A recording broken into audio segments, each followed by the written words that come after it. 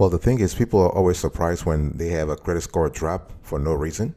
So, in today's conversation, I want to give you the top 10 things that can suddenly make your FICO score skinnier. Don't go anywhere. You're going to love today's conversation. I guarantee you.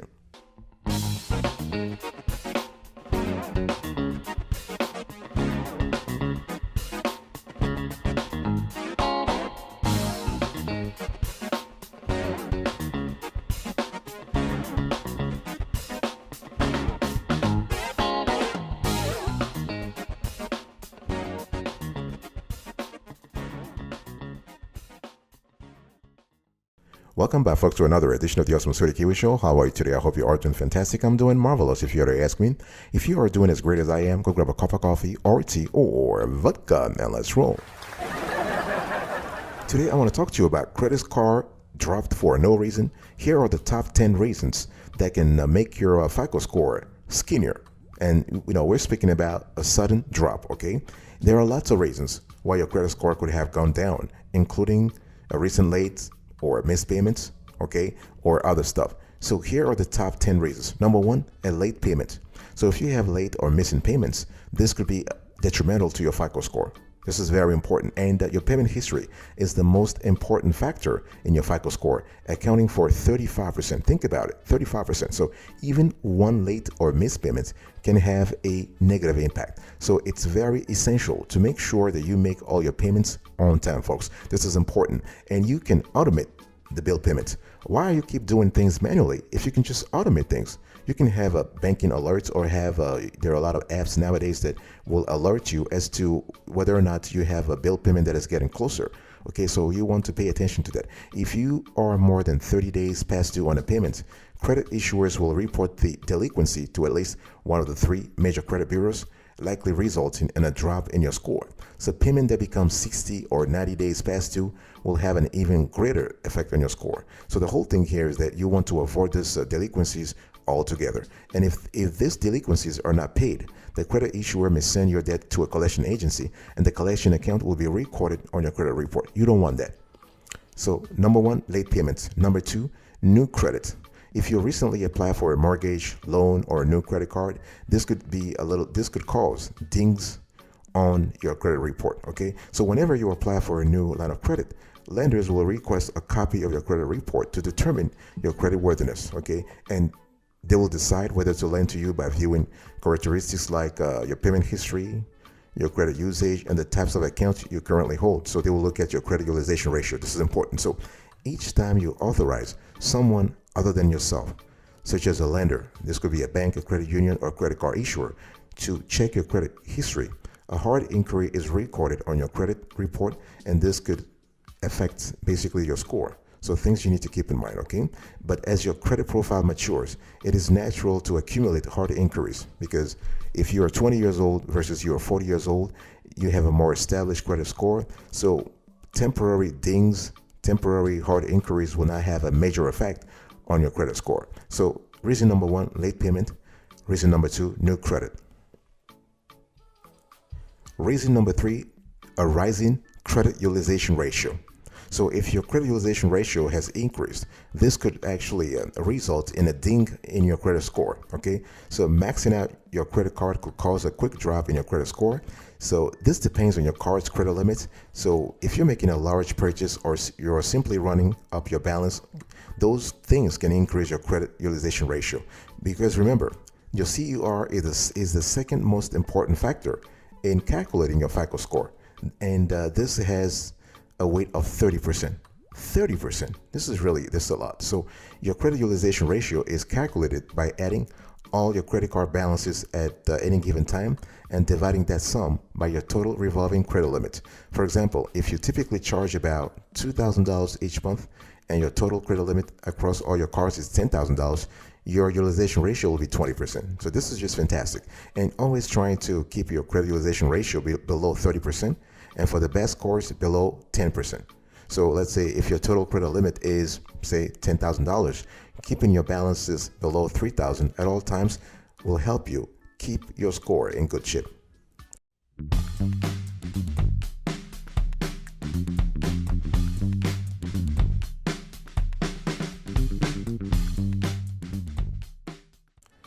Reason number four, a lower limit. So one of your credit limits decreased. Okay, so similar to maxing out your credit cards, having your credit limit decrease can increase your credit utilization ratio and adversely affect your credit scores. Okay, let me give you an example. Imagine as the example I spoke about earlier. So your total credit limits was what, 10,000, right? And you carried a balance of 3,000. In that case, your utilization ratio will be 30%. If a credit card issuer lowered your limit to say $6,000, but your balance remained the same, what's going on here? Your utilization ratio will change to what? 50%. And 50% means you are dividing 3,000 by 6,000 and multiplying that by 100. So that's 50%. And this could cause your credit score to drop because you no longer have a utilization ratio of 30%. Now you're having 50%. So credit card issuers set initial credit limits based on factors including your income, your current debt to income ratio, your credit history, and credit score. And an issuer might lower your credit limit if, among other reasons, you haven't been using your card much, or if you frequently miss payments or pay late, because they're constantly analyzing your accounts to see if you represent for them a higher risk or a lower risk.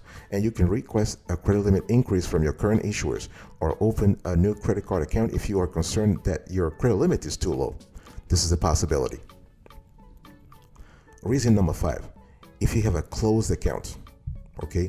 If you close a credit card, this could have a detrimental effect on your FICO score. Please, you want to think twice before closing a credit card that you don't use.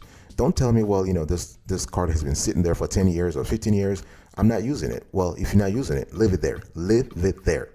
Don't close it, because closing a credit card account will not only increase your utilization ratio, it may also reduce the length of your credit history. So both of which can impact your credit score. So the thing here is that when you cancel a credit card account, that credit limit is removed from your overall utilization ratio, which has the potential to lower your scores. So closing a credit card account you have had for some time can also shorten your average credit age, and that will factor into your credit score. So please don't do it. Remember that the length of your credit history counts for 15% of your FICO score, so a longer history is better to keep your scores high. Okay. Keep in mind, however, that if your account is closed and that account is in good standing, meaning you made all your payments on time, it could remain on your credit report for up to 10 years. So this is really good. So unless the credit card that you are closing has a very high annual fee that you cannot afford, or it tempts you to spend more than you should, it doesn't hurt to keep the account open to maintain your credit limits and length of credit history. Reason number six, wrong data. So there is inaccurate information on your credit report. This is why we always say on this show that you need to regularly check your credit report to make sure that there is no inaccurate information. Okay, although it's rare, mistakes happen, and it is possible that incorrect information on your credit report, such as inaccurate personal data or payment history, is causing your scores to drop. You never know. Okay, we have Experian, TransUnion, or Equifax have automated, they have modernized their data archiving systems, but you never know. Okay, stuff can happen. So if something in your report is inaccurate, this could be a result of a lender accidentally reporting the wrong information. It could also be a sign that you have fallen victim to identity fraud. I'll speak about that later on. But if you see something that you believe is inaccurate, you want to dispute the information with all three credit bureaus. But it's better to contact the data furnisher, the lender, or the credit card issuer first before actually talking to Experian, Equifax, or TransUnion. Cause number seven. If you had a major event, let's say you have experienced a major event such as a foreclosure or bankruptcy. Those are major events because they don't happen all the time. At least we hope that people don't file bankruptcy several times in their lives, or have foreclosure several times in their life. So the late payments that often lead up to bankruptcy or foreclosure harm your credit scores, and the events themselves can make matters worse. Okay. Bankruptcy is a legal process initiated by borrowers looking to get relief from debt payments, and it's the most harmful single event to a consumer's credit report. Foreclosure is when your mortgage lender takes possession of your home, often following 4 consecutive months of missed payments, and it's second only to bankruptcy in terms of credit harm. So those are things you need to think about, okay? And besides those two, you also need to think about derogatory marks on your credit report. So this indicate that you didn't pay a loan as agreed in some way. And for example, if you have late payment, an account in collection, bankruptcy, I've already said that, a lawsuit also, yeah, a lawsuit, a judgment, foreclosure, or a tax lien. Tax lien could also be detrimental to your credit score. 8, identity theft.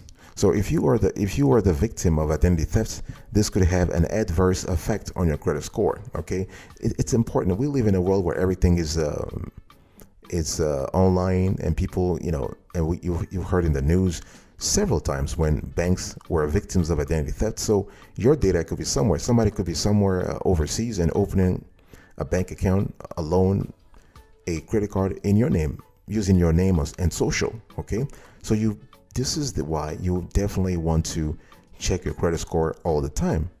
I've spoken to you about the fact that you can contact annualcreditreport.com. You can also you can contact Wallet Hub, Credit Karma, or NerdWallet. Those are free FICO score providers.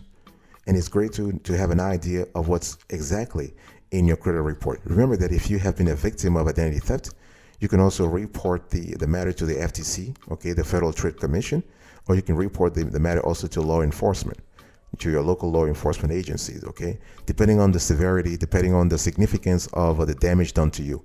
The bottom line is you don't need to bother authorities for if you have been a victim of identity theft and the person charged like $200 on your card or whatever, open a credit card in your name for $200. No, it has to be significant. It has to be substantial, okay?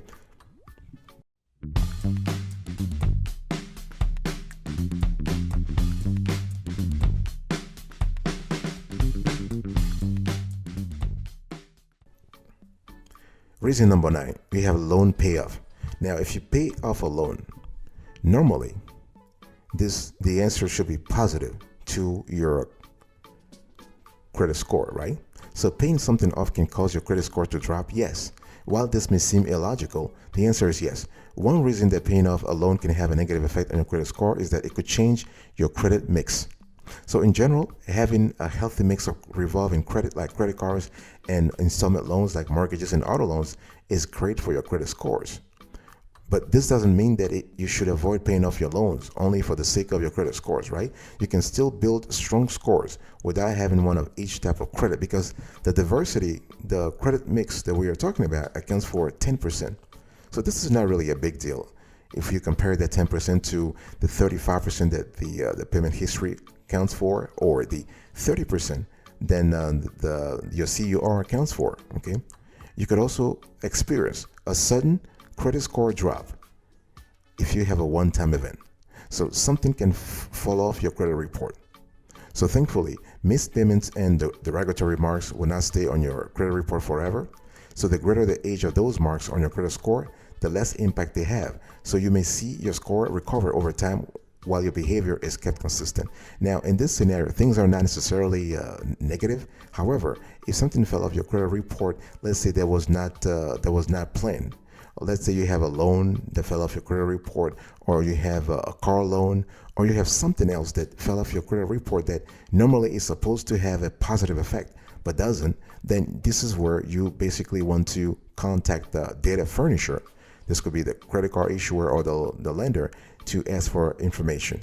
And also the same applies for the process you need to follow with Experian, Equifax, and TransUnion.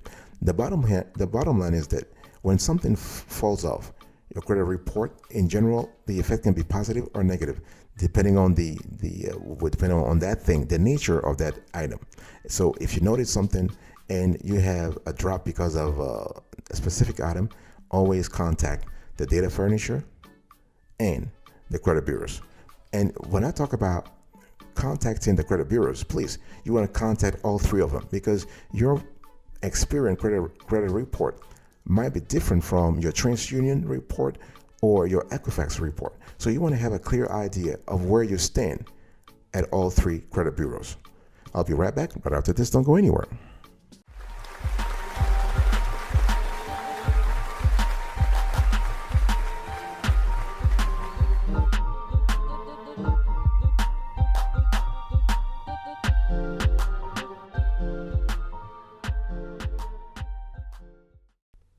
Welcome back, folks, to another section of the Awesome Street Kiwi Show. I'm talking to you today about credit score dropped for no reason, and I've given you the top 10 reasons, but I also want to quickly talk about good credit. So when we talk about, because the whole conversation should be about having good credit, right? That's the ultimate destination. That's what we all want to go for, right? You want to get as close to 850 as possible.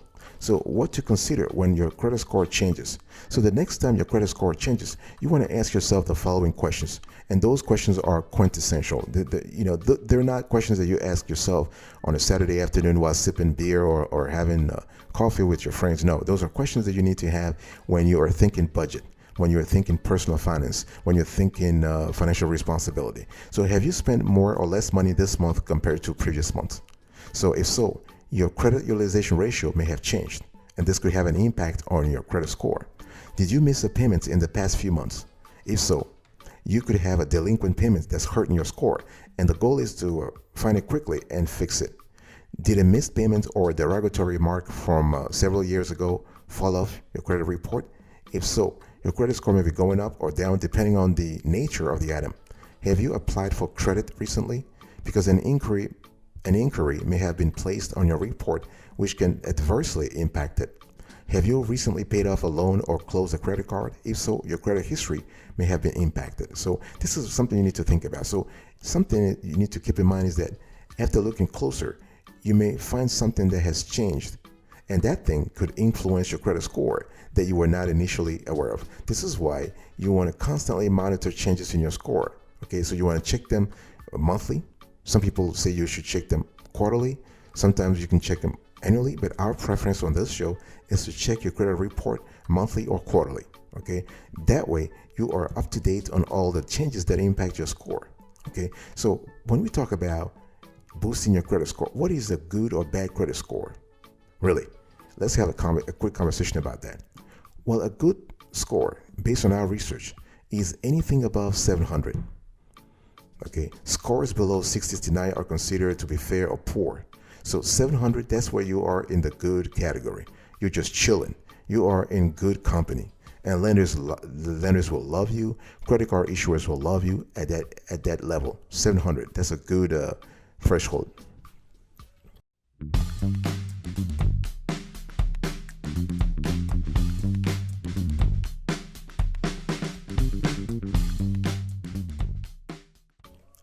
And before closing today's conversation, I want to give you a few ways that you can improve your credit scores. And this will help you actually improve your credit scores quickly and easily. First, you want to pay your bills on time. This is just the basic rule. This is like financial responsibility 101. Pay your bills all the time. And this accounts for 35% of your FICO score. So it's one of the most crucial steps to getting and keeping a good credit score. So the best way to pay on time is to set up automatic payments so you will not miss a bill.